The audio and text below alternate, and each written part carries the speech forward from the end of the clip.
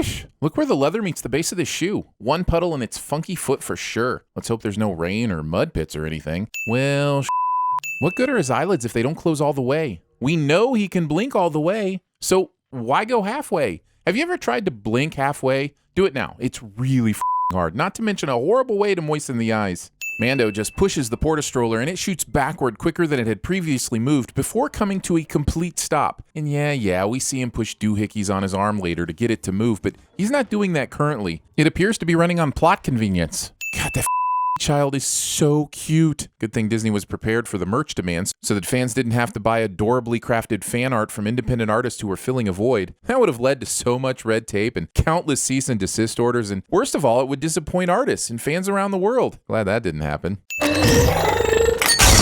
Oh, come on, show. How are we supposed to believe any of this is real when faux Yoda doesn't have a chunk of enemy mine lizard running down his face? Expecting a child to stay put. I can't believe Mando missed the opportunity to kill 2 Jawas with 1 disintegration stone. That's where the saying comes from. What sort of bullets will evaporate an entire being with their weapons and clothing but leave the cloak behind for dramatic effect? I'm asking for a friend.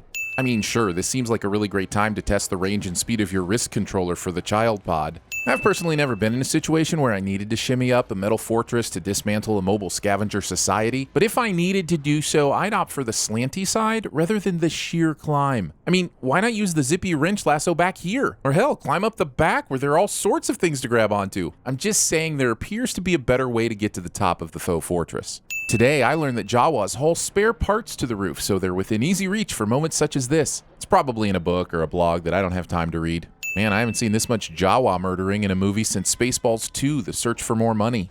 Just want to point out that our supposed badass Mandalorian, one of the toughest people in the Star Wars universe, was just outsmarted and defeated by Jawas. Damn it, I really can't get away from how adorable this creature is. Remove a sin, you cute little bastard. Walking. Excitement?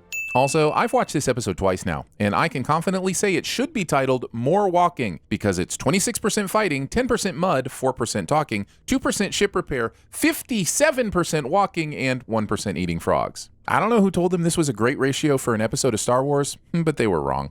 This is what was causing all the fuss? I think it's a child. You might think that, Mando, but you know what happens when you assume. You make an ass out of you and not Baby Yoda, or something like that. The Jawas steal. They don't destroy.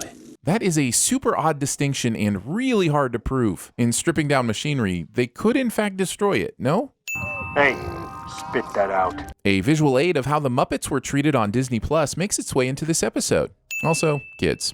Did you know some people mow their lawns at night? It looks just like this, minus the rain. I've had 2 neighbors do this over the years, and it baffles me to no end. I could maybe give a pass to one of them because his lawnmower had headlamps, but the other guy was pushing his push mower with one hand and using his smartphone flashlight with the other. Anyway, nighttime mowing. Mow when you can see, Daryl.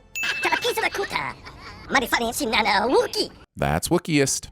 Mando and the child are given prime seats at the helm? This man would be highly untrustworthy, so why place him in a position of power within the ship? I find it hard to believe Mando would be anywhere other than the cargo hold, or locked in the tiny Jawa bathroom.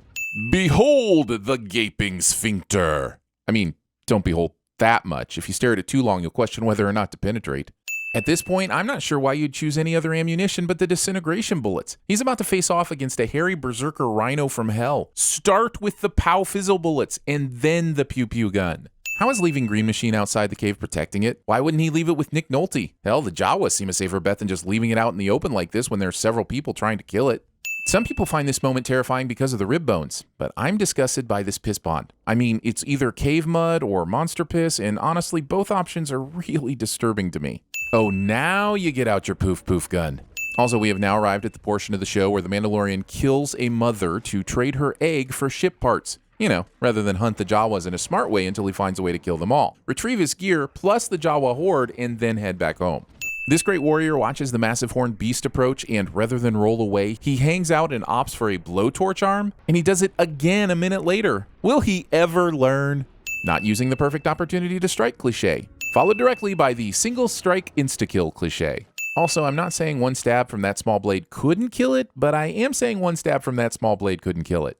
Once when I was a kid, I slept over at my great aunt's house, and she had brown sticky shag carpeting that smelled like a cough syrup foot bath. I know this because I was designated to sleep on the floor. Anyway, I had a flashlight, and when everyone went to bed, I was looking around, and the light shone under the couch, which led me to discover that the carpet was actually teal, meaning the floor was so disgusting that it turned brown, and I was essentially sleeping on 50 years of dead skin cells and life spills, all unwashed from a carpet that looks a lot like this. That carpet.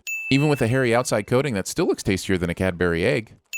This is gonna take days to fix. That's what I thought. I mean, look at this thing earlier. It was right up. But nope, with a little can-do attitude, these two managed to get it ready for in-space flight overnight. Also, when did Mando heal after his fight? His ribs are barely in his body after this, and this, and this, or this, followed directly by this and a little side smack like this. But now, hours later, he's lifting ship parts back into place like he's not even sore? Nah, man. This is a super grandiose ending to an episode where not a thing of any interest happened. And yeah, the little green thing not named Yoda used the Force, but we've seen Star Wars. We know it can do this, so who gives a Trying to wake a sleeping baby.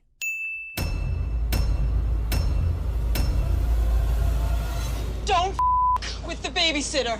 If you've ever wanted to know what it's like to probe into the back end of TVSins and learn our deepest, darkest secrets, Behind the Sins podcast is just what you need. Each week, writers Aaron, That's me. Danae, That's me. and Jonathan Yep. discuss what it takes to create the content that you enjoy on YouTube. Hopefully enjoy. They probably do. I mean, even if they don't, we talk about it. That's true. I guess I'll just wrap this up real quick and let you know that you can listen to Behind the Sins here on YouTube. Or search for the show in your favorite podcast player. Yep.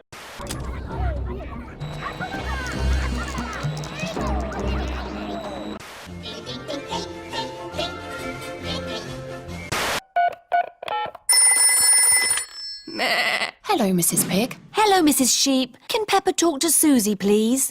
I would like to rave. And I kill you. Now, think of the happiest things. It's the same as having wings. Have fun storming the castle.